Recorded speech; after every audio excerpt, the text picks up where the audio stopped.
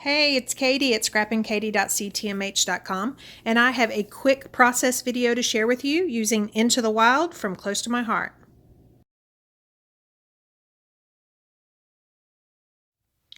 Okay, so I'm going to start with one of my favorite patterns from the collection, and I've already pre-cut my photos and a couple of just blank B&T tags using the Fancy Tags Thin Cuts from Close to My Heart, which unfortunately are sold out. And then I've also pulled some of the wooden shapes and the complements that go with Into the Wild collection. So right here, I'm just laying out my photos and those tags and some of the elements to see where I want to place them. It really doesn't matter, or it didn't matter to me on the photo placement. I just wanted those B&T tags to be on opposite corners, and then I didn't want our family photo to be right underneath each other. So that was kind of my thought process. And so I am just going to realize really quick that the holes of those tags need something over them. So I'm going to pull the B&T, which is the back side, to the cut apart sheet. And it's got this real pretty green pattern on it. And I'm just going to take one of these circle punches I've had for years and just punch 6 of those. And I quickly realized that that's just not going to work, adhering those down and then trying to punch that hole. So I'm going to take my little bitty tiny hole punch that I've had for forever and punch 6 holes, and then take that circle punch, turn it upside down, and that way I can center my punch around that hole. And that looks much better, and it's a whole lot easier to adhere down. So off camera, I have taken my liquid glass and I've adhered on the majority of the tags. And right here, I'm just doing it on the last 2 to show you how easy it is. And I love that my liquid glass can get in those tiny spots and be adhered down there. And then to lay everything out, I'm going to grab my T-ruler just to make sure everything's straight. One of the downfalls of having a layout like this with such a distinct pattern is you can tell if something is askew. So I've decided that the bottom border underneath those tags, I really want to be a ruler's width. And then that left and right tag are going to be about 1 inch from either side. And then I can center that center tag. And to add some dimension under the photo tags, I'm going to take one of my tried and true things that you can get at any craft store. And it's just self-adhesive foam mats. And I use that for larger elements. If I were to use Close to My Heart's or any roll 3D foam tape, it would take too much, and I add so much dimension to my layouts. So these just get adhered to the back of those photo tags, and then these B&T tags, I'm just going to adhere directly onto my layout. I know that some crafters prefer to use liquid adhesive on the back of this foam, but I find that my ATG gun adhesive works just fine if I press it down really well. So I'm just going to take my T-ruler and do the same for the top, a ruler's width from the top and 1 inch from the right side and the left side. And then just take that ruler and make sure that the top and the bottoms line up as well. So this green tag at the top left, I kind of have some trouble with that. And of course, you know, not only does it have to match the one underneath it, but it needs to match the one across from it. And once I get that settled, then that middle tag is really easy to place. And I'm just going to adhere it down, and to make sure those are really secure, I just like to turn that over and really press down well. So now I'm going to lay out all my elements again and make sure that I don't want any changes before I start adhering things down. That tree in the bottom right, I really like that wood shape. It's almost like a skeleton. So I'm going to use that as the trunk on that tree complement and adhere it down with liquid glass. And then I'm going to start playing with the sentiment and then that circle and see where I want those to go. So I pulled the sentiment Into the Wild, which is part of the cut apart sheet. And I'm going to add 3D foam tape to the edge of that sentiment that is not on the photo tag. And I'm not going to add any adhesive on the part that overlaps the photo.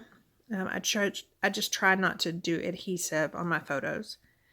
And then that tree, the tree trunk is going to serve as the eye in the sentiment. And then to pull some more blue, I've taken one of those cut apart strips and adhered to that gray tag. And that way I kind of have a visual triangle, that mountain up at the top, that circle arrow, and then that little strip I just adhered. And so I really want some more green. I kind of tried to play around with that sentiment, and then that cute little moose, it just wasn't going to happen. So I'm going to put a tree up at that top left tag, and then just start really adhering everything down.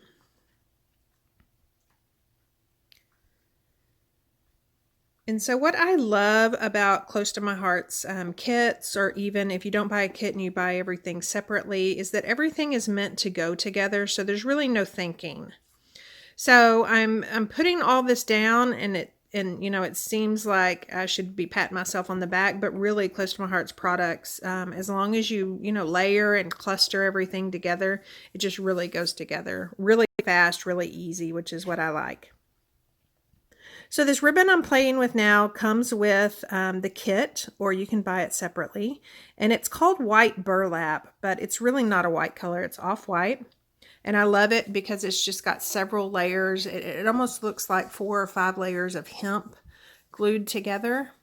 And I really wanted a bow. And then now I'm going to try to see what I want to string these tags together. And I really like this blue embellishing thread.